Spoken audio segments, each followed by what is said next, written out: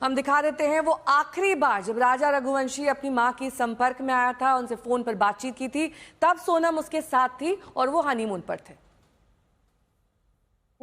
उतर है। हाँ, मैं इनके आ गए नीचे। कहाँ पे हो तुम? ऊपर पहाड़ पे के नीचे? अब जाके पहुंचा ऊपर में। रात को नीचे रुके थे? हाँ, कुछ खाने का मिला कि नहीं मिला? केले खा लिया मैं। क्या खा लिए? अरे अभी केले खा रहा हूँ, अभी हाल पहुंचा हूँ। अब यहाँ से निकलूंगा। मैं फरियार बना रही थी, मुझे याद आई थी एकदम से। ऊपर क्या देखने गया? नीचे देखूंगा तो ना झरना। तो झरना नीचे से भी दिख जाता। जगह से वीडियो बना के ला भी रहा हो कि नहीं? अच्छी यार। दो वीडियो बना के ला रहा हो कि नहीं? डल तो ही नहीं रहा तेरे वीडियो, तो डल नहीं रहा। क्या क्या देख रहे थे? नेट नहीं चल रहा। नेट नहीं चल रहा? अरे नेट नहीं चल रहा। नेट चालू होगा तो करूंगा। नेट ही नहीं चल रहा आपको। अब कितने दिन बचे तेरे? 2 दिन और? 2 दिन और बचे। और ये तस्वीर सोनम रघुवंशी की जब गिरफ्तारी हुई गाजीपुर से, उस वक्त की तस्वीर। बताया जा रहा है कि उस वक्त सोनम के पास फोन नहीं था, लेकिन पहले जब वो राजा रघुवंशी के साथ थी तब उसके पास फोन मौजूद था और लगातार किसी से अपना लोकेशन शेयर कर रही थी।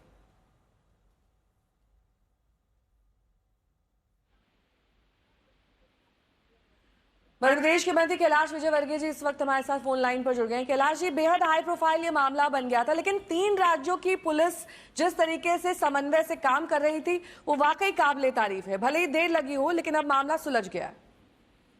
जी, पर अभी भी इसमें पेश तो है ही कि मैं भी आपका चैनल देख रहा था, उसमें आपने सोनम को अपराधी ठहराया है। यदि उसको अपराधी होती तो शायद अपने घर वालों को फोन नहीं करती। इसमें क्या कारण है, ये पहले एक बार पूरा की पूरा सामने आ जाए, उसके बाद ही हम इसके ऊपर कुछ प्रतिक्रिया कर सकते हैं। क्योंकि मैं उनके परिवार को जानता हूँ, उनके मोहल्ले वालों से भी मेरी बात हुई है। परिवार बड़ा संस्कारी थे। उनके पिताजी ने आटा चक्की चलाकर बच्चों को पढ़ाया और बहुत अच्छे परिवार है। वो लोग मिडिल क्लास के हैं पर संस्कारित परिवार है। और बेटी की शादी भी उसकी पसंद से हुई है सारी, और उसके बाद भी शादी के पहले वो काफी घूमते फिरते थे। अचानक शादी के बाद ये घटना हो गई, इसलिए एकदम उस बेटी के ऊपर उंगली उठाना ये भी उचित नहीं है। पूरा की पूरा प्रकरण पहले सामने आ जाए, उसके बाद ही हम कुछ ज्यादा प्रतिक्रिया देते हैं। अभी किसी को अपराधी ठहराना उचित नहीं। ठीक है कैलाश जी, बहुत बहुत शुक्रिया इस तमाम जानकारी के लिए आपका। रवीश पाल सिंह मेरे सहयोगी जुड़े हुए हैं लगातार। रवीश, जिस तरीके से पूरा मामला प्रकाश में आया, खबरों में ये चला कि सोनम लापता हो गई है, सोनम की किडनैपिंग हो गई, कई तरह की थ्योरी सामने आई। वहां से लीड लेते हुए किस तरीके से मध्य प्रदेश की पुलिस और शिलोंग की पुलिस ने समन्वय साधा, कॉल डिटेल्स खंगाले, ये पता चला कि सोनम कहां पर है। क्योंकि जिस तरीके से अरविंद जानकारी दे रहे थे, सोनम के पास कोई मोबाइल ही मौजूद नहीं था जब वो गिरफ्तार हुई है। तो कैसे ये पता लगा कि सोनम कहां पर है? उसने खुद कॉल किया था? क्या जानकारी मिल रही?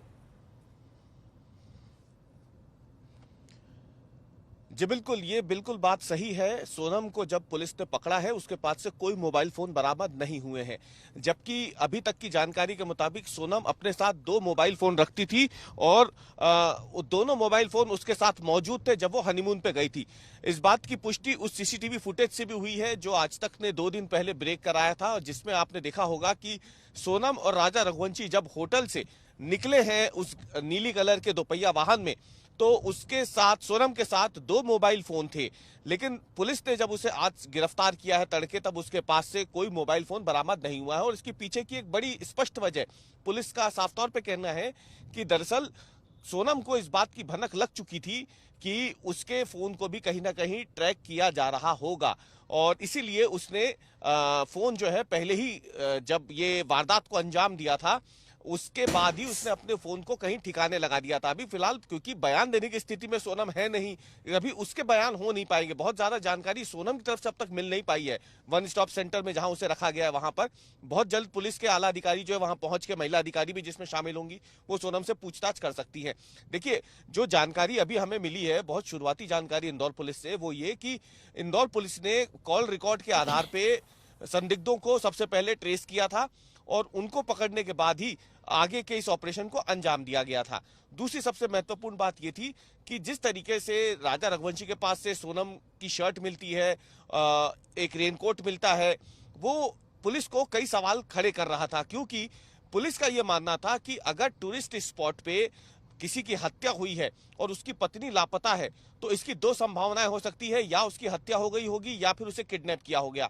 हत्या नहीं हुई थी, ये इस बात से पुलिस को संकेत मिल रहे थे कि उस दूर दूर तक कहीं पर भी सोनम से जुड़ा हुआ कोई सुराग पुलिस को नहीं मिल रहा था, ना ही मोबाइल फोन मिल रहा था, ना सोनम का कोई बैग मिल रहा था, ना सोनम के शव की कोई सूचना मिल पा रही थी। जबकि पुलिस और दूसरी एजेंसियों ने मिलकर कई बार का सर्च ऑपरेशन चला लिया था, लेकिन सोनम का ना मिलना कई सवाल खड़े पुलिस को कर ही रहा था। दूसरी तरफ इंदौर मध्य प्रदेश पुलिस, ये पूरा ऑपरेशन देखिए मेघालय में चल रहा था, लेकिन मध्य प्रदेश पुलिस भी यहाँ पे अपनी जांच लगातार कर रही थी, क्योंकि यहाँ पर उनकी 3 राज्यों की पुलिस थी और किस तरीके से शिलोंग की पुलिस काम कर रही थी। और ज्यादा जानकारी लेते हैं, अपरमिता दास मेरी सहयोगी जुड़ गई हैं। अपरमिता, वहां की पुलिस ने किस तरीके से मदद की, क्या जानकारियां मुहैया कराई जो अहम डिटेल साबित हुई इस पूरे मर्डर में?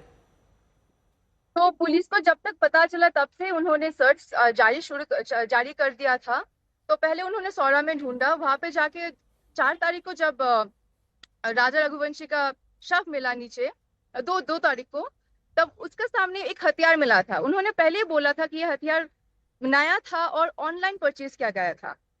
उसके बाद कुछ दिन बाद उन्होंने एक रेनकोट भी उन लोगों को मिला था वहां पे इस सौरा में, मौखमा एरिया में। वो मिलने के बाद उन लोगों ने बोला कि वो लोग फॉरेंसिक में देंगे, उनके बाद पता चलेगा वो सोनम का था कि नहीं। लेकिन कुछ देर बाद उन्हें पता चला कि एक सीसीटीवी फुटेज मिला था, वहां पे सोनम ने भी वही रेनकोट पहना था जो उन्होंने इस सौरा से बरामद किया था। उसके बाद उन्होंने एनडीआरएफ से जारी कर दिया अपना सर्च। लेकिन एक बात है कि जब तक पुलिस को पता चला कि कोई यहाँ पे कोई मर्डर हुआ है, उससे पहले सोनम मेघालय छोड़ के चली गई थी और सर्च चल रहा था मेघालय में ही। तो उन्हें पता नहीं चला कि सोनम अभी यूपी में होगी। ठीक है, क्योंकि सर्च तो चल रहा था मेघालय में। ठीक है। तो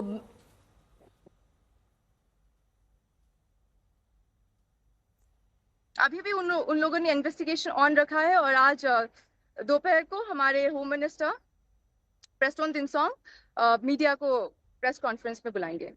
ठीक है, मीडिया को जानकारी दी जाएगी, प्रेस कॉन्फ्रेंस की जाएगी, क्योंकि बेहद हाई प्रोफाइल मामला